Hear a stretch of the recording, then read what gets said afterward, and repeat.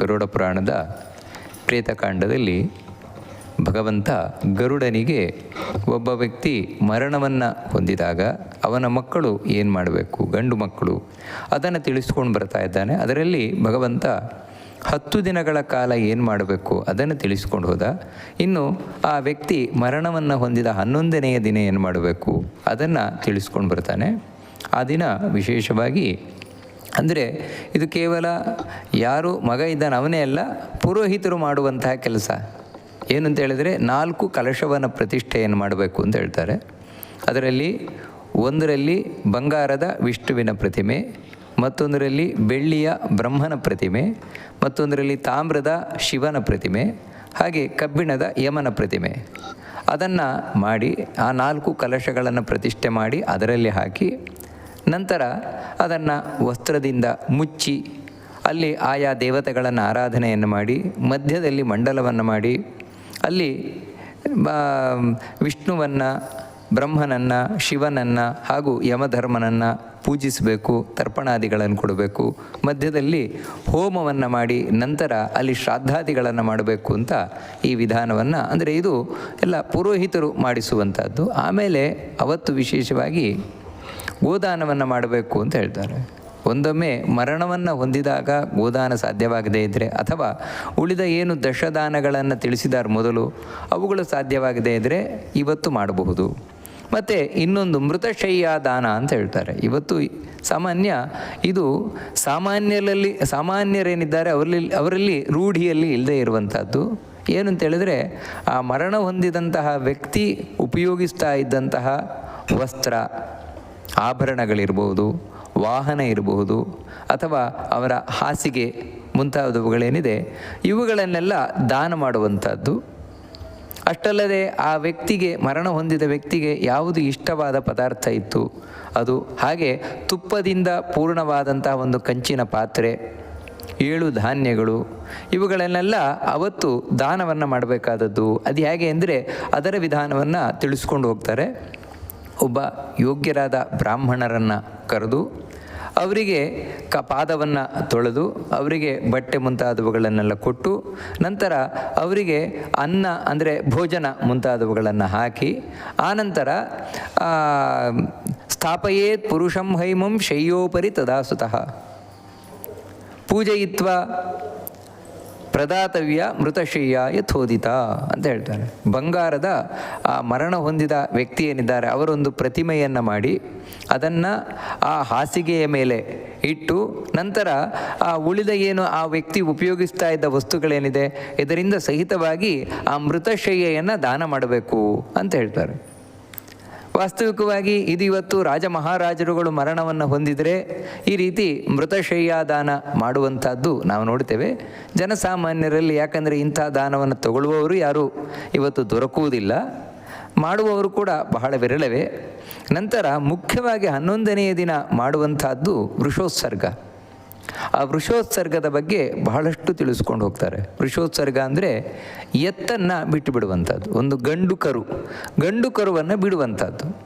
ಅದರಲ್ಲಿಯೂ ಕೂಡ ಬಹಳ ವಿಶೇಷವನ್ನು ಭಗವಂತ ತಿಳಿಸ್ಕೊಂಡು ಹೋಗ್ತಾನೆ. ಬ್ರಾಹ್ಮಣರು ಇಂಥ ಒಂದು ಎತ್ತನ್ನು ಬಿಡಬೇಕು, ಕ್ಷತ್ರಿಯರು ಇಂಥ ಎತ್ತು ಬಿಡಬೇಕು. ಅಂದರೆ ಇಂಥ ಎತ್ತು ಅಂತ ಹೇಳಿದರೆ ಅದರ ಬಣ್ಣದಲ್ಲಿ ವ್ಯತ್ಯಾಸ ಇರ್ತದೆ. ಇವಾಗ ಉದಾಹರಣೆಗೆ ಬ್ರಾಹ್ಮಣರು ಎಂಥದ್ದು ಬಿಡಬೇಕು ಅಂತ ಹೇಳಿದ್ರೆ ಕೆಂಪು ಕಣ್ಣಿರಬೇಕು, ಕೆಂಪು ಬಣ್ಣ ಇರಬೇಕು, ಕೆಂಪು ಕೋಡಿರಬೇಕು. ಹಾಗೆ ತಾನು ಈ ಕುತ್ತಿಗೆಯಲ್ಲಿ ಹಾಗೆ ಗೊರಸಿನಲ್ಲಿ ಬಿಳಿ ಬಣ್ಣ ಇರಬೇಕು, ಗೊರಸಿನಲ್ಲಿಯೂ ಕೂಡ ಕೆಂಪಿರಬೇಕು. ಅದೇ ರೀತಿ ಹೊಟ್ಟೆಯಲ್ಲಿ ಬಿಳಿ ಬಣ್ಣ ಇರಬೇಕು, ಹಿಂಭಾಗ ಕಪ್ಪಿರಬೇಕು. ಇಂತಹ ಎತ್ತನ್ನು ಅಂದರೆ ಗಂಡು ಕರುವನ್ನು ಬ್ರಾಹ್ಮಣರು ತಾವು ಬಿಡಬೇಕು. ಅದು ಹೇಗೆ ವಿಧಾನ ಅದನ್ನೆಲ್ಲ ಹೇಳ್ತಾರೆ ಮುಂದೆ. ಇನ್ನು ಕ್ಷತ್ರಿಯರಾಗಬೇಕಾದ್ರೆ ತುಂಬ ಕಡು ಕೆಂಪು ಬಣ್ಣದ ಎತ್ತನ್ನು ಕ್ಷತ್ರಿಯರು ಬಿಡಬೇಕು. ಅದೇ ರೀತಿ ಸಾಮಾನ್ಯ ಪೀತವರ್ಣಶ್ಚ ಅಂದರೆ ಹಳದಿ ಒತ್ತಿದ ಬಿಳಿ, ಇದನ್ನು ವೈಶ್ಯರು ತಾವು ವೃಷೋತ್ಸರ್ಗ ಮಾಡಬೇಕು. ಶೂದ್ರರು ಬಿಳಿ ಬಣ್ಣದ್ದನ್ನು ಬಿಡಬೇಕು. ಈ ರೀತಿ ಅಂದರೆ ಕಪ್ಪು ಬಣ್ಣದ್ದನ್ನು ಶೂದ್ರರು ತಾವು ಎತ್ತನ್ನು ಬಿಡಬೇಕು. ಆಗದೇ ಇದ್ದರೆ ಎಷ್ಟು ಸರ್ವಾಂಗ ಪಿಂಗ ಸ್ಯಾತ್ ಶ್ವೇತ ಪುಚ್ಛೆ ಪದೇಶು ಚ ಸಪಿಂಗೋ ವೃಷ ಇತ್ಯಾಹು ಪಿತೃಣಾಂ ಪ್ರೀತಿವರ್ಧನ. ಪಿತೃಗಳಿಗೆ ಅತ್ಯಂತ ಪ್ರೀತಿಕರವಾದದ್ದು ಯಾವುದು ಅಂದರೆ, ಯಾವುದು ಎಲ್ಲ ಕಡೆಯೂ ಕೂಡ ಕೆಂಪು ಬಣ್ಣದ್ದಾಗಲಿ ಇದ್ದುದಾಗಲಿ, ಮತ್ತು ತಾನು ಬಾಲದಲ್ಲಿ ಪಾದದಲ್ಲಿ ಬಿಳಿ ಬಣ್ಣ ಉಳ್ಳದಾಗಿದೆಯೋ ಇದು ಪಿತೃಗಳಿಗೆ ಅತ್ಯಂತ ಪ್ರೀತಿಕರವಾದದ್ದು ಅಂತ ಹೇಳ್ತಾರೆ. ವಾಸ್ತವಿಕವಾಗಿ ಹಿಂದೆ ಇದೆಲ್ಲ ಸಾಧ್ಯವಾಗುತ್ತಾ ಇತ್ತು. ಯಾಕಂತ ಹೇಳಿದ್ರೆ ಹೇರಳವಾದ ಹಸುಗಳು ಎತ್ತುಗಳು ಮನೆಯಲ್ಲಿರಬೇಕಾದ್ರೆ, ಅಂದರೆ 10, 20, 100 ಹೀಗಿರಬೇಕಾದ್ರೆ ಯಾವುದು ಬೇಕೋ ಅದನ್ನು ಆಯ್ಕೆ ಮಾಡಿಕೊಂಡು ವೃಷೋತ್ಸರ್ಗವನ್ನು ಮಾಡಲಿಕ್ಕೆ ಸಾಧ್ಯವಾಗುತ್ತಾ ಇತ್ತು. ಅಂದರೆ ವೃಷೋತ್ಸರ್ಗ ಅಂದರೆ ಎತ್ತನ್ನು ಬಿಟ್ಟು ಬಿಡೋದು. ಎತ್ತು ತಾನಾಗಿ ತಿರುಗಾಡ್ಕೊಂಡಿರಬೇಕೇ ಹೊರತು ಎತ್ತನ್ನು ಕಟ್ಟಿ ಹಾಕಬಾರ್ದು. ಆ ರೀತಿ ಬಿಡುವಂತಹ ಕಾರ್ಯಕ್ರಮ, ಅದನ್ನು ವೃಷೋತ್ಸರ್ಗ ಅಂತ ತಿಳಿಸ್ತಾರೆ. ಈ ವೃಷೋತ್ಸರ್ಗ ಅನ್ನುವಂಥದ್ದು ಎಷ್ಟು ಮುಖ್ಯವಾದದ್ದು ಅಂದರೆ, ಅವಶ್ಯಮೇವ ಮೋಕ್ತವ್ಯೋ ನ ಸಧಾರ್ಯೋ ಗೃಹೇ ಭವೇತ್ ತದರ್ಥಮೇಷ ಚರತಿ ಲೋಕೆ ಗಾಥಾ ಪುರಾತನಿ. ಯಾವತ್ತು ಗಂಡು ಕರು ಆಯಿತು ಅಂತ ಹೇಳಿದರೆ, ಗಂಡು ಕರುವನ್ನು ಸ್ವೇಚ್ಛೆಯಿಂದ ಬಿಟ್ಟುಬಿಡಬೇಕು. ಅಂದರೆ ಅದು ತನ್ನಷ್ಟಕ್ಕೆ ತಿರುಗಾಡ್ಕೊಂಡಿರಬೇಕು, ಅದನ್ನು ಕಟ್ಟಾಕಬಾರ್ದು, ಯಾವುದೇ ಕಾರಣಕ್ಕೆ ಅದನ್ನು ಕಟ್ಟಾಕಬಾರ್ದು, ಬಿಟ್ಟುಬಿಡ್ಬೇಕು ಅದನ್ನು ಅಂತ ಹೇಳ್ತಾರೆ.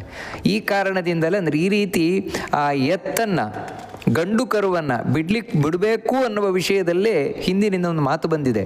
ಏನಂದರೆ, ಏಷ್ಟವ್ಯ ಬಹವ ಪುತ್ರಾ ಯದ್ಯೇಕೋಪಿ ಗಯಾಮ್ರಜೇತ್ ಗೌರೀಂ ವಿವಾಹಯೇತ್ ಕನ್ಯಾಂ ನೀಲಂ ವಾ ವೃಷಮುತ್ಸೃಜೇತ್. ತುಂಬ ಗಂಡು ಮಕ್ಕಳು ಬೇಕಂತೆ. ಯಾಕೆ ತುಂಬ ಗಂಡು ಮಕ್ಕಳು ಬೇಕು ಅಂತ ಹೇಳಿದ್ರೆ, ಅವರಲ್ಲಿ ಯಾರು ಒಬ್ಬನಾದರೂ ಹೋಗಿ ಗಯೆಯಲ್ಲಿ ವಿಷ್ಣುಪಾದದಲ್ಲಿ ಪಿಂಡ ಹಾಕಿ ಬಂದಾನು, ಅಥವಾ ಯಾರು ಒಬ್ಬ ಗಂಡು ಮಗು ಆದರೂ ಕೂಡ ಒಂದು ಹೆಣ್ಣನ್ನು ದಾನ ಮಾಡಿಯನು, ಕನ್ಯಾದಾನ.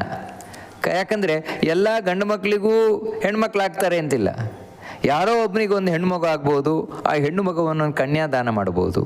ಅಂದರೆ ಕನ್ಯಾದಾನ ಮಾಡೋದು ಬಹಳ ಪುಣ್ಯಪ್ರದವಾದದ್ದು. ಅದೇ ರೀತಿ ಯಾರಾದರೂ ಒಬ್ಬ ಒಂದು ಇದು ಕಡು ನೀಲಿ ಬಣ್ಣದ ಈ ಎತ್ತೇನಿದೆ ಅದನ್ನು ಉತ್ಸರ್ಗ ಅಂತ ಹೇಳಿದ್ರೆ ಬಿಟ್ಟುಬಿಡ್ಬೋದು, ಅಂದರೆ ವೃಷೋತ್ಸರ್ಗವನ್ನು ಮಾಡ್ಬೋದು ಅಂತ. ಅದರಿಂದಾಗಿ ಈ ವೃಷೋತ್ಸರ್ಗ ಅನ್ನುವಂಥದ್ದು ಬಹಳ ಮುಖ್ಯವಾದದ್ದು. ಸಯೇವ ಪುತ್ರೋ ಮಂತವ್ಯೋ ವೃಷೋತ್ಸರ್ಗಂತೂ ಎಶ್ಚರೇತ್ ಗಯಾಯಾಂ ಶ್ರಾದ್ದದಾತಾಚ ಯೋನ್ಯೋ ವಿಷ್ಟಾಸಮಖಿಲ ಅಂತ ಭಗವಂತ ಹೇಳ್ತಾನೆ. ಯಾವ ಮಗ ಈ ವೃಷೋತ್ಸರ್ಗವನ್ನು ಮಾಡ್ತಾನೆ ಅವನೇ ಮಗ ಅಂತ ಕರೆಯಲ್ಪಡ್ತಾನೆ. ಗಯೆಯಲ್ಲಿ ಯಾರು ಶ್ರಾದ್ದ ಮಾಡ್ತಾನೋ ತನ್ನ ಪಿತೃಗಳಿಗೆ ಅವನೇ ಮಗ ಅಂತ ಕರೆಯಲ್ಪಡ್ತಾನೆ. ಈ ರೀತಿ ತನ್ನ ಪಿತೃಗಳಿಗೋಸ್ಕರ, ಅಂದರೆ ಮರಣ ಹೊಂದಿದ ತನ್ನ ತಂದೆ ತಾಯಿಗಳು, ತನ್ನ ವಂಶಸ್ಥರು, ಅವರಿಗೋಸ್ಕರ ಯಾರು ಏನೂ ಮಾಡೋದಿಲ್ವೋ ಅವನು ಒಂಥರ ಮಲ ಇದ್ದ ಹಾಗೆ ಅಂತ ಭಗವಂತ ತಿಳಿಸ್ತಾನೆ. ಅದಕ್ಕಾಗಿ ಈ ವೃಷೋತ್ಸರ್ಗ ಮಾಡಬೇಕು. ಇದರಿಂದ ಏನಾಗುತ್ತೆ, ಉಪಯೋಗ ಏನಿದನ್ನು ಮಾಡುವುದರಿಂದ ಅಂತ ಹೇಳಿದರೆ, ರೌರವಾದಿಷು ಏಕೇಚಿತ್ ಪಚ್ಯಂತೆ ಯಸ್ಯ ಪೂರ್ವಜಾ ವೃಷೋತ್ಸರ್ಗೇಣ ತಾನ್ ಸರ್ವಾನ್ ತಾರಯೇತ್ ಏಕವಿಂಶತಿಂ ಅಂತ ಹೇಳ್ತಾರೆ. ಯಾರಾದರೂ ನಮ್ಮ ವಂಶದವರು ತಾವು ರೌರವಾದಿ ನರಕಗಳಲ್ಲಿ ಒದ್ದಾಡ್ತಾ ಇದ್ದರೆ, ಒಬ್ಬ ವೃಷೋತ್ಸರ್ಗ ಮಾಡುವುದರಿಂದಾಗಿ, ಕ್ರಮ ಪ್ರಕಾರ ಶಾಸ್ತ್ರೋಕ್ತವಾಗಿ ಒಬ್ಬ ವೃಷೋತ್ಸರ್ಗವನ್ನು ಮಾಡುವುದರಿಂದಾಗಿ ಅವನ ಹಿಂದಿನ 21 ತಲೆಮಾರು ಉದ್ಧಾರ ಆಗ್ತದೆ. ಅವರೆಲ್ಲರೂ ನರಕದಿಂದ ಪಾರಾಗ್ತಾರೆ. ಅದಕ್ಕಾಗಿ ಪಿತೃಗಳು ಮೇಲೆ ಕಾಯ್ತಾ ಇರ್ತಾರಂತೆ, ಯಾರಾದರೂ ನಮ್ಮ ವಂಶದಲ್ಲಿ ಬಂದವನು ವೃಷೋತ್ಸರ್ಗವನ್ನು ಮಾಡ್ತಾನ ಅಂತ ಕಾಯ್ತಾ ಇರ್ತಾರಂತೆ. ಅದಕ್ಕಾಗಿ ವೃಷೋತ್ಸರ್ಗವನ್ನು ಮಾಡಬೇಕಾದದ್ದು ಹೇಗೆ, ವೃಷೋತ್ಸರ್ಗ ಮಾಡುವ ವಿಧಾನ ಹೇಗೆ ಅಂತ ಹೇಳಿದರೆ, ನವಗ್ರಹಗಳನ್ನು ಸ್ಥಾಪನೆ ಮಾಡಬೇಕು. ನವಗ್ರಹಗಳನ್ನು ಸ್ಥಾಪನೆ ಮಾಡಿ ಆಯಾ ನವಗ್ರಹಗಳ ಮಂತ್ರ ಏನಿದೆ ಅದರಿಂದ ಪೂಜೆಯನ್ನು ಮಾಡಿ, ನಂತರ ವೃಷೋತ್ಸರ್ಗ ಹೋಮ ಇದೆ, ಆ ವೃಷೋತ್ಸರ್ಗ ಹೋಮವನ್ನು ಮಾಡಬೇಕು. ನಂತರ ಒಂದು ಗಂಡು ಕರು ಹೆಣ್ಣು ಕರು ಎರಡನ್ನು ಕೂಡ ಒಂದು ಕಂಬಕ್ಕೆ ಕಟ್ಟಿ ಹಾಕಬೇಕು. ನಂತರ ವಿವಾಹ ವಿಧಿಯಿಂದ ಆ ಎರಡಕ್ಕೂ ವಿವಾಹವನ್ನು ಮಾಡಬೇಕು. ಗಂಡು ಕರು ಹೆಣ್ಣು ಕರು ಎರಡಕ್ಕೂ ಕೂಡ ವಿವಾಹವನ್ನು ಮಾಡಬೇಕು.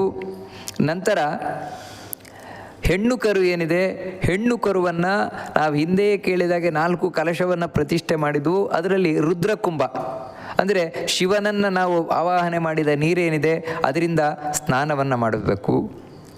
ಗಂಧಮಾಲ್ಯಶ್ಚ ಸಂಪೂಜ್ಯ ಕಾರಯೇಚ್ಛ ಪ್ರದಕ್ಷಿಣಂ. ನಂತರ ಗಂಧ ಮಾಲೆ ಮುಂತಾದವುಗಳಿಂದ ಅದಕ್ಕೆ ಅಲಂಕಾರವನ್ನು ಮಾಡಿ, ಅದರ ತ್ರಿಶೂಲಂ ದಕ್ಷಿಣೇ ಪಾರ್ಶ್ವೆ ಬಲಭಾಗದಲ್ಲಿ ತ್ರಿಶೂಲದ ಒಂದು ಚಿಹ್ನೆಯನ್ನು ಬರೆದು, ಎಡಭಾಗದಲ್ಲಿ ಚಕ್ರದ ಚಿಹ್ನೆಯನ್ನು ಪಡೆದು ನಂತರ ಅದಕ್ಕೆ ಪ್ರದಕ್ಷಿಣ ನಮಸ್ಕಾರವನ್ನು ಮಾಡಿ ಆ ಗಂಡು ಕರು ಹೆಣ್ಣು ಕರು ಎರಡಕ್ಕೂ ಪ್ರದಕ್ಷಿಣೆಯನ್ನು ಮಾಡಿ ನಂತರ ಆ ಗಂಡು ಕರುವನ್ನು ಬಿಟ್ಟುಬಿಡಬೇಕು. ಗಂಡು ಕರುವಿಗೆ ಕಟ್ಟಿದ ಹಗ್ಗ ಏನಿದೆ ಹಗ್ಗವನ್ನು ಬಿಟ್ಟುಬಿಟ್ಟು ನಂತರ ಈ ಮಂತ್ರವನ್ನು ಉಚ್ಚಾರಣೆಯನ್ನು ಮಾಡಬೇಕು. ಧರ್ಮಸ್ತ್ವಂ ವೃಷರೂಪೇಣ ಬ್ರಹ್ಮಣ ನಿರ್ಮಿತ ಪುರ ತವೋತ್ಸರ್ಗ ಪ್ರಧಾನೇನ ತಾರಯಸ್ವ ಭವಾರ್ಣವಾತ್. ಏನು ಆ ಗಂಡು ಕರು ಹತ್ರ ಪ್ರಾರ್ಥನೆ ಮಾಡಿಕೊಳ್ಬೇಕು ಅಂದರೆ, ಹೇ ಧರ್ಮರಾಜನೇ, ಯಮಧರ್ಮನೇ, ನೀನು ಯಾವತ್ತೂ ವೃಷರೂಪೇಣ ಬ್ರಹ್ಮಣ ನಿರ್ಮಿತ ಪುರ, ಹಿಂದೆ ನೀನು ಎತ್ತಿನ ರೂಪದಿಂದ ಚತುರ್ಮುಖ ಬ್ರಹ್ಮನಿಂದ ಸೃಷ್ಟಿಸಲ್ಪಟ್ಟೆ. ಅದಕ್ಕಾಗಿ ಇವತ್ತು ನಾನು ಈ ಎತ್ತನ್ನು ಬಿಡ್ತಾ ಇದ್ದೇನೆ ಅಂತ ಹೇಳಿದರೆ ಯಮಧರ್ಮನನ್ನು ನಾನು ಸ್ವಚ್ಛವಾಗಿ ಅವನ ಆರಾಧನೆಯನ್ನು ಮಾಡ್ತಾ ಇದ್ದೇನೆ. ಅವನನ್ನು ಕಟ್ಟಾಕುವುದಿಲ್ಲ, ಅಂದರೆ ಯಮಧರ್ಮನನ್ನು ಯಾವುದೇ ರೀತಿಯಿಂದಲೂ ಬಂಧಿಸುವುದಿಲ್ಲ. ಧರ್ಮವನ್ನು ಸ್ವೇಚ್ಛೆಯಾಗಿ ನಾನು ಬಿಡ್ತಾ ಇದ್ದೇನೆ. ಅಂದರೆ ಯಾವತ್ತೂ ಧರ್ಮವನ್ನು ನಾವು ಕಟ್ಟು ಹಾಕಬಾರ್ದು, ಧರ್ಮ ನಮ್ಮನ್ನು ಕಟ್ಟು ಹಾಕಬೇಕು. ನಾವು ಧರ್ಮದ ಕಟ್ಟಳೆಯಲ್ಲಿ ಸಿಕ್ಕಾಕೊಳ್ಬೇಕು. ಹಾಗಿದ್ರೆ ಮಾತ್ರ ನಾವು ಉದ್ಧಾರ ಆಗ್ತೇವೆ. ಅದು ಬಿಟ್ಟು ನಾವೇ ಧರ್ಮವನ್ನು ಕಟ್ಟಾಕ್ತೇವೆ ಅಂದರೆ ನಾವು ಧರ್ಮವನ್ನು ಕಟ್ಟಾಕೋದು ಅಂತ ಹೇಳಿದ್ರೆ ಹೇಗೆ ಅಂತ ಹೇಳಿದ್ರೆ, ಇದೇ ಧರ್ಮ ಅಂತ ನಾನೇ ಏನೋ ಮಾಡ್ಕೊಳ್ಳೋದು. ನಿಜವಾಗ್ಲೂ ಅದು ಧರ್ಮ ಅಲ್ಲ. ಅದು ಧರ್ಮ ಅಂತ ಯಾವುದೇ ಶಾಸ್ತ್ರದಲ್ಲೂ ಹೇಳಿಲ್ಲ. ಆದರೆ ಇದೇ ಧರ್ಮ ಅಂತ ನಾನು ಮಾಡ್ಕೊಳ್ಳೋದು, ಮಾಡಿಕೊಂಡು ಹೀಗೆ ಮಾಡಬೇಕು ಅಂತ ಹೇಳೋದು.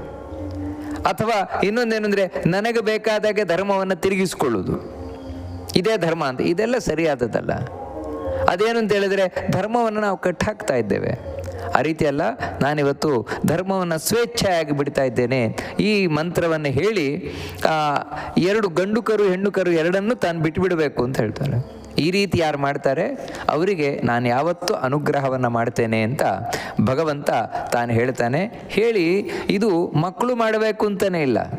ಮತ್ತು ಮಕ್ಕಳ ಇಲ್ಲದೇ ಇದ್ದವರು ತಾವು ಬದುಕಿದ್ದಾಗಲೂ ಇದನ್ನೆಲ್ಲ ಮಾಡ್ಬೋದು ಅಂತ ಭಗವಂತ ಹೇಳ್ತಾನೆ. ವೃಷೋತ್ಸರ್ಗ ಮುಂತಾದವುಗಳನ್ನು ಅಪುತ್ರಸ್ತು ಸ್ವಯಂ ಕೃತ್ವ ಸುಖಂ ಯಾತಿ ಪರಾಂಗತಿ. ತಾನೇ ಈ ವೃಷೋತ್ಸರ್ಗ ಮುಂತಾದವುಗಳನ್ನು ಮಾಡಿಬಿಡ್ಬೋದು ಬದುಕಿದ್ದಾಗಲೇ, ಕೈಕಾಲು ಗೊಟ್ಟಿ ಇದ್ದಾಗಲೇ ಮಾಡಿಬಿಡ್ಬೋದು. ಯಾವಾಗ ಅಂತ ಹೇಳಿದ್ರೆ ಯಾವಾಗಲೂ ಅಲ್ಲ, ಒಳ್ಳೆಯ ದಿನಗಳಲ್ಲಿ.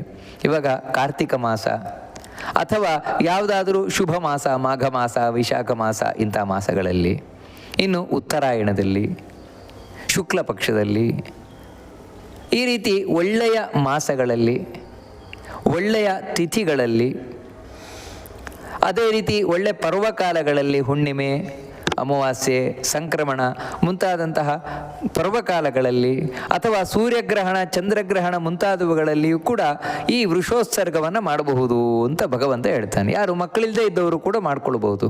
ಹೇಗೆ ಅಂತ ಹೇಳಿದರೆ ಅದಕ್ಕೆ ಹೇಳ್ತಾರೆ, ಒಳ್ಳೆಯ ಮುಹೂರ್ತವನ್ನು ನೋಡಿ ಒಳ್ಳೆಯ ದಿನದಲ್ಲಿ ಬ್ರಾಹ್ಮಣರನ್ನು ಕರೆದು, ಯಾರು ತಿಳ್ಕೊಂಡಿದ್ದಾರೆ ಅವರನ್ನು ಕರೆದು, ಅವರ ಮೂಲಕ ಅಂತ್ಯಕ್ರಿಯೆಗೆ ಸಂಬಂಧಪಟ್ಟ ಅಥವಾ ಪ್ರಾಯಶ್ಚಿತ್ತ, ತಾನೇನು ಜನ್ಮದಲ್ಲಿ ತಪ್ಪು ಮಾಡಿದ್ದೇನೆ ಅದಕ್ಕೆ ಸಂಬಂಧಪಟ್ಟ ಹಾಗೆ ಜಪ, ಹೋಮ, ದಾನ ಮುಂತಾದವುಗಳನ್ನೆಲ್ಲ ಮಾಡಿಕೊಂಡು ತನ್ನ ದೇಹವನ್ನು ಶುದ್ಧ ಮಾಡಿಕೊಳ್ಬೇಕು ಪ್ರಾಯಶ್ಚಿತ್ತದ ಮೂಲಕ. ನಂತರ ತಾನು ಹಿಂದೆ ಹೇಳಿದಂತೆ ಹೋಮಾದಿಗಳನ್ನು, ವೃಷೋತ್ಸರ್ಗ ಹೋಮ ಮುಂತಾದವುಗಳನ್ನು ಮಾಡಬೇಕು. ಮಾಡಿಕೊಂಡು ದೇವರ ಪ್ರತಿಮೆಯನ್ನು, ದೇವರ ಶಾಲಗ್ರಾಮವನ್ನು ಮುಂತಾದವುಗಳನ್ನು ಪ್ರತಿಷ್ಠೆ ಮಾಡಿ ಅದರ ಮುಂಭಾಗದಲ್ಲಿ ವಿಷ್ಣುವಿಗೆ ಸಂಬಂಧಪಟ್ಟ ಹಾಗೆ ತಾನು ಶ್ರಾದ್ದವನ್ನು ಮಾಡಬೇಕು. ಆನಂತರ ಆತ್ಮಶ್ರಾದ್ದವನ್ನು ಮಾಡಿಕೊಳ್ಬೇಕು. ಆತ್ಮಶ್ರಾದ್ದವಂದರೆ ಆತ್ಮಶ್ರಾದ್ದದ ವಿಧಾನ ಇದೆ. ಆತ್ಮಶ್ರಾದ್ದವನ್ನು ತಾನು ಮಾಡಿಕೊಳ್ಬೇಕು.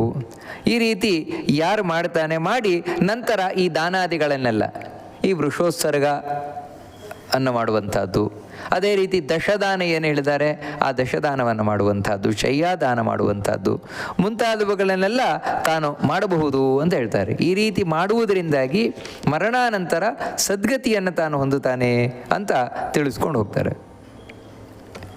ಈ ವೃಷೋತ್ಸರ್ಗ ಮಾಡುವುದರಿಂದಾಗಿ ಒಬ್ಬ ವ್ಯಕ್ತಿ ಬಾಲ್ಯದಲ್ಲಿ, ಯೌವನದಲ್ಲಿ, ವೃದ್ಧಾಪ್ಯದಲ್ಲಿ ಎಲ್ಲಗಿಯಲ್ಲೂ ಮಾಡಿದಂತಹ ಪಾಪ ಏನಿದೆ ಇದು ನಾಶ ಆಗುತ್ತೆ.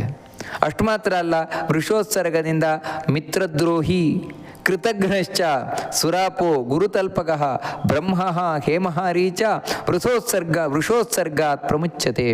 ತಾನು ಮಿತ್ರರಿಗೆ ದ್ರೋಹವನ್ನು ಮಾಡಿದರೆ, ಮಾಡಿದ ಉಪಕಾರವನ್ನು ಮರೆತಿದ್ರೆ, ಮದ್ಯಪಾನವನ್ನು ಮಾಡಿದರೆ, ಮತ್ತು ಗುರುತಲ್ಪಗಃ, ಯಾರು ಹಿರಿಯರಿದ್ದಾರೆ, ಹಿರಿಯರನ್ನು ಕಾಮುಕತೆಯಿಂದ ಬಯಸಿದರೆ, ಬ್ರಹ್ಮಹತ್ಯೆಯನ್ನು ಮಾಡಿದರೆ, ಬಂಗಾರವನ್ನು ಕದ್ದಿದರೆ, ಇಂಥ ಪಾಪಗಳೇನಿದೆ ಇವೆಲ್ಲವೂ ಕೂಡ ವೃಷೋತ್ಸರ್ಗದಿಂದ ಪರಿಹಾರ ಆಗತ್ತೆ ಅಂತ ತಿಳಿಸ್ಕೊಂಡು ಹೋಗ್ತಾರೆ.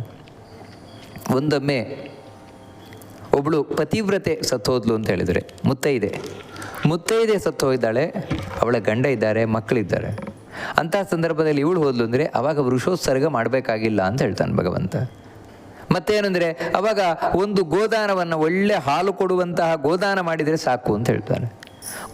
ಗೋದಾನವನ್ನು ಮಾಡಿದರೆ ವೃಷೋತ್ಸರ್ಗವನ್ನು ಮಾಡಿದಂತಹ ಪುಣ್ಯವೇ ಬರ್ತದೆ ಅಂತ ಹೇಳ್ತಾ ಇನ್ನೂ ಒಂದು ಹೇಳ್ತಾನೆ, ಯಾವುದೇ ಕಾರಣಕ್ಕೂ ಎತ್ತಿನ ಮೇಲೆ ಭಾರವನ್ನು ಹೊರಿಸಬಾರದು ಅಂತ ಹೇಳ್ತಾರೆ. ವೃಷಭಂ ವಾಹೇದ್ಯಸ್ತು ಸ್ಕಂಧೇ ಪೃಷ್ಠೇಚ ಖೇಚರ ಸ ಪತೆ ನರಕೆ ಘೋರೆ ಯಾವದ ಅಭೂತ ಸಂಭ್ಲವಂ.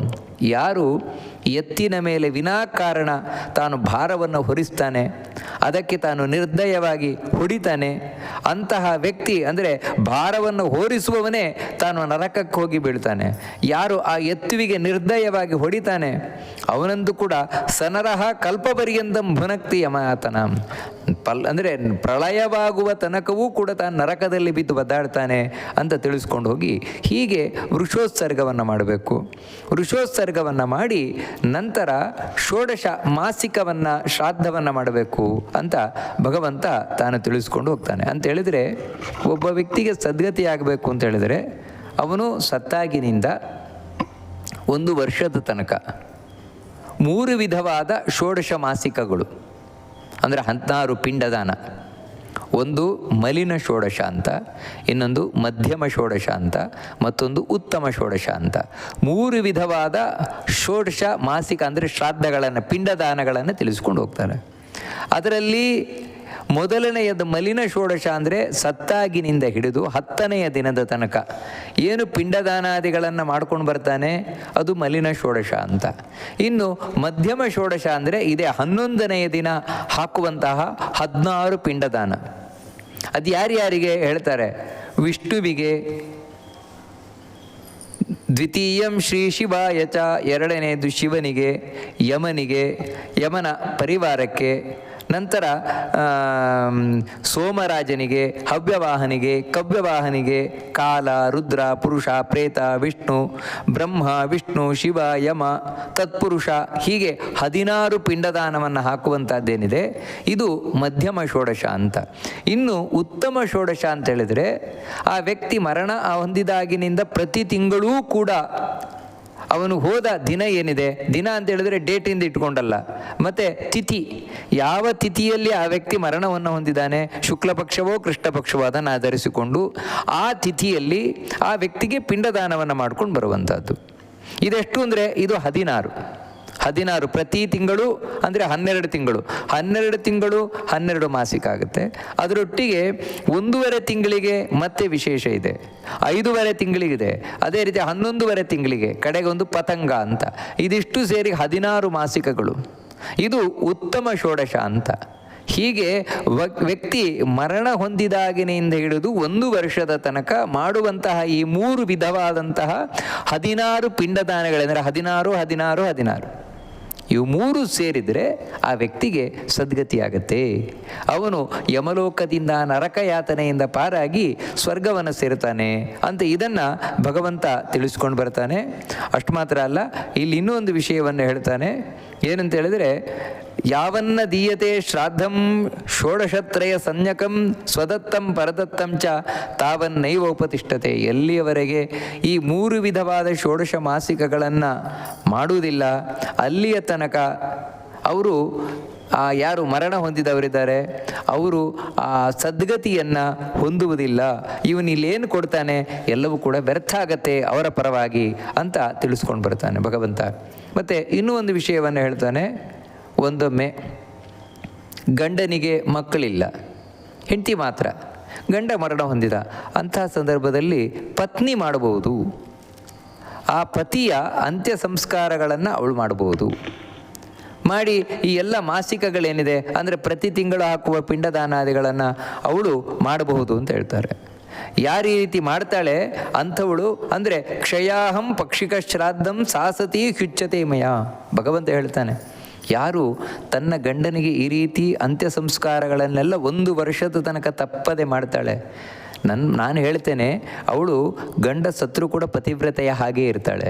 ಯಾಕಂದರೆ ಸತ್ತ ಮೇಲೂ ಗಂಡನಿಗೆ ಪಾಪ ಉಪಕಾರವನ್ನು ಮಾಡಿದವಳು ಅಂತ, ಇದ್ದಾಗಂತೂ ಉಪಕಾರ ಮಾಡಿದ್ಲು, ಸತ್ತ ಮೇಲೂ ಉಪಕಾರ ಮಾಡ್ತಾ ಇದ್ದಾಳೆ ಅಂತ ಭಗವಂತ ತಾನು ತಿಳಿಸ್ಕೊಂಡು ಹೋಗ್ತಾನೆ. ಇನ್ನು ಕೆಲವೊಂದು ಮರಣಗಳು ಅದು ಹೇಗಂತ ಹೇಳಿದ್ರೆ, ಈ ಆಕ್ಸಿಡೆಂಟಲ್ ಡೆತ್ ಅಂತ ಹೇಳ್ತೇವೆ ನಾವು, ಅಪಘಾತಗಳಿಂದ ಆಗುವಂತಹ ಮರಣಗಳು. ಕೆಲವೊಂದು ನೀರಿನಿಗೆ ಬಿದ್ದು ಸಾಯುವಂಥದ್ದು, ಬೆಂಕಿಗೆ ಬಿದ್ದು ಸಾಯುವಂಥದ್ದು, ಹಾವು ಕಚ್ಚಿ ಸಾಯುವಂಥದ್ದು, ಇವೆಲ್ಲ ಏನಂತ ಹೇಳಿದ್ರೆ ಅಪಮೃತ್ಯುಗಳು. ಈ ರೀತಿ ಅಪಮೃತ್ಯುವಾದಾಗಲೂ ಕೂಡ ಹೀಗೆ ಅಂತ್ಯ ಸಂಸ್ಕಾರಗಳನ್ನು ಮಾಡಬೇಕಾದದ್ದು. ಆದರೆ ಒಂದೇನೆಂದರೆ, ಹಾವು ಕಚ್ಚಿ ಸತ್ತರೆ, ಅದು ನಾಗರ ಹಾವು ಕಚ್ಚಿ ಸತ್ತರೆ ಸ್ವಲ್ಪ ಅಲ್ಲಿ ವಿಶೇಷ ಇದೆ. ಯಾಕಂದರೆ ಅವನು ಆ ರೀತಿ ಸತ್ತಿದ್ದಾನೆ ಅಂತ ಹೇಳಿದ್ರೆ ಯಾವುದೋ ನಾಗರಾಜನ ದೋಷಕ್ಕೊಳಗಾಗಿ, ಶಾಪಕ್ಕೊಳಗಾಗಿ ಈ ರೀತಿ ಆಗಿರುತ್ತದೆ. ಅದಕ್ಕೋಸ್ಕರ ಆ ರೀತಿ ಆದರೆ 1 ವರ್ಷದ ತನಕ ಪ್ರತಿ ಪಂಚಮಿ, ಅದು ಶುಕ್ಲ ಪಕ್ಷ ಕೃಷ್ಣ ಪಕ್ಷ ಎರಡೂ ಪಂಚಮಿಯಲ್ಲಿಯೂ ಕೂಡ ನಾಗರಾಜನ ಆರಾಧನೆಯನ್ನು ಮಾಡಬೇಕು ಅಂತ ಭಗವಂತ ತಿಳಿಸ್ಕೊಂಡು ಹೋಗ್ತಾನೆ. ಅಂದರೆ ನಾಗರಾಜ ಅಂದರೆ ಆ ನಾಗರಾಜನಲ್ಲಿ ವಿಶೇಷವಾಗಿ ಸಂಕರ್ಷಣ ರೂಪಿಯಾದ ನಾರಾಯಣನ ಆರಾಧನೆಯನ್ನು ಮಾಡಬೇಕು. ಹಿಟ್ಟಿನಿಂದ ನಾಗರಾಜನ ಪ್ರತಿಮೆಯನ್ನು ಮಾಡಿ ಅದನ್ನು ಬಿಳಿ ಹೂವಿನಿಂದ ಪೂಜಿಸಬೇಕು, ಗಂಧ ಪುಷ್ಪಾದಿಗಳನ್ನು ಅರ್ಪಣೆ ಮಾಡಬೇಕು, ಹಾಲು ಹಿಟ್ಟು ಮುಂತಾದವುಗಳನ್ನು ತಾನು ಅಲ್ಲಿ ನೈವೇದ್ಯವನ್ನು ಮಾಡಬೇಕು. ಹೀಗೆ ತಾನು 1 ತಿಂಗಳವರೆಗೆ ಮಾಡಿ ನಂತರ ಪ್ರತಿ ಬಾರಿಯೂ ಕೂಡ ತಾನು ಪ್ರಾರ್ಥನೆಯನ್ನು ಮಾಡಿಕೊಳ್ಬೇಕು. ಪ್ರಿಯತಾಂ ನಾಗರಾಡಿತಿ, ಆ ನಾಗರಾಜನ ಒಳಗೆ ಇರುವಂತಹ ಸಂಕರ್ಷಣ ರೂಪಿ ಭಗವಂತನೂ ಪ್ರಸನ್ನನಾಗಲಿ, ಮರಣ ಹೊಂದಿದವರ ಬಗ್ಗೆ ಯಾವುದೇ ವಿಧವಾದಂತಹ ಕೆಡುಕು ಉಂಟಾಗದ ಹಾಗೆ ಮಾಡಲಿ ಜನ್ಮ ಜನ್ಮಾಂತರಗಳಲ್ಲಿಯೂ ಕೂಡ ಅಂತ ಹೀಗೆ ಪ್ರಾರ್ಥನೆಯನ್ನು ಮಾಡಿಕೊಳ್ಬೇಕಾದದ್ದು. ಮತ್ತು ಒಂದು ಬಂಗಾರದ ನಾಗರಾಜನ ಪ್ರತಿಮೆಯನ್ನು ಮಾಡಿ ಅದನ್ನು ಬ್ರಾಹ್ಮಣರಿಗೆ ದಾನವನ್ನು ಕೊಡಬೇಕು ಅಂತ ತಿಳಿಸ್ತಾನೆ. ಮತ್ತು ಇನ್ನೊಂದೇನು ಅಂತ ಹೇಳಿದ್ರೆ, ಯಾರು ಈ ರೀತಿ ದುರ್ಮರಣವನ್ನು ಹೊಂದುತ್ತಾರೆ, ಅದು ಹಾವು ಕಚ್ಚಿ ಇರಬಹುದು, ಅಥವಾ ನೀರಿನಿಗೆ ಬಿದ್ದಿರಬಹುದು, ಅಗ್ನಿಯನ್ನು ಸುಡ್ಕೊಂಡಿರಬಹುದು, ಈ ರೀತಿ ಯಾವ ರೀತಿಯಿಂದ ಸತ್ರೂ ಕೂಡ ಅವರಿಗೆ ನಾರಾಯಣ ಬಲಿಯನ್ನು ಮಾಡಬೇಕು ಅಂತ ಹೇಳ್ತಾರೆ. ನಾರಾಯಣ ಬಲಿಯನ್ನು ಮಾಡುವ ಮೂಲಕ ಅವರು ದುರ್ಮರಣವನ್ನು ಹೊಂದಿದವರಿಗೆ ಸದ್ಗತಿ ಉಂಟಾಗತ್ತೆ ಅಂತ ಭಗವಂತ ತಾನು ತಿಳಿಸ್ಕೊಂಡು ಹೋಗ್ತಾನೆ. ಏವಂ ಸರ್ವಕ್ರಿಯಾಂ ಕೃತ್ವ ಘಟಂ ಸಾನ್ನಂ ಜಲಾನ್ವಿತಂ ದದ್ಯಾದ್ ಆಬ್ದಂ ಯಥಾ ಸಂಖ್ಯಂ ಪಿಂಡಾನ್ವ ಸಕಲಾಂಕ್ರಮಾತ್.